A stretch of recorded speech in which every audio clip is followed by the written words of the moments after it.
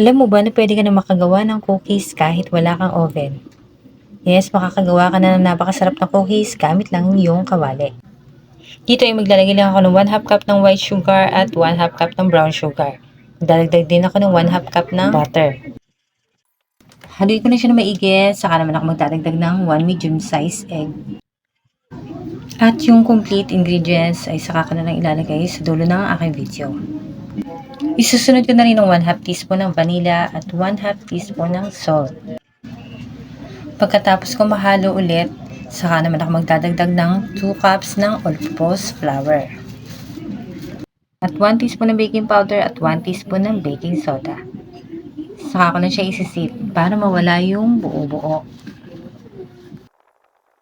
At pagkatapos masala, hahaluin ko lang siya hanggang sa mawala yung mga puti-puti o yung mga namumuong flour.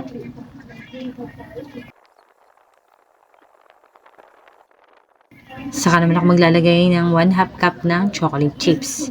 Yan nga pala yung brand na ginamit ko pero hindi yan sponsored.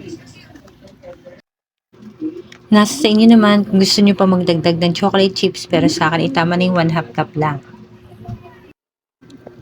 Ganyan nga pala yung texture niya, hindi siya malabnaw. Bali tamang-tama lang siya. Tapos mag-scoop lang ako at saka ko naman siya bibilugin gamit ang aking malinis na kamay. Balikan niya lang po at medyo i-flat ko lang siya ng kaunti. Maglalagay rin ako kaunting mantika sa pan at maglalagay din ako parchment paper. Medyo i-flat ko lang siya at 4 na piraso lang nga pala yung malalagay ko sa isang kawali kasi mamaya medyo lalapad pa siya. Nagdagdag din ako ng chocolate chips at naglagay ako ng aluminum foil at saka ko lang siya tinakpan. Luluto ko lang siya sa kawali ng 10 to 15 minutes sa mahinang apoy. After 10 minutes, ginalaw ko lang siya ng konti, saka ko tinakpan ulit. At total of 15 minutes nga pala yung pagluluto ko nitong ating cookies. At grabe, sobrang bango niya. Anyways, palagay na lang kung taga saan ka para alam ko rin kung saan umabot ang aking video.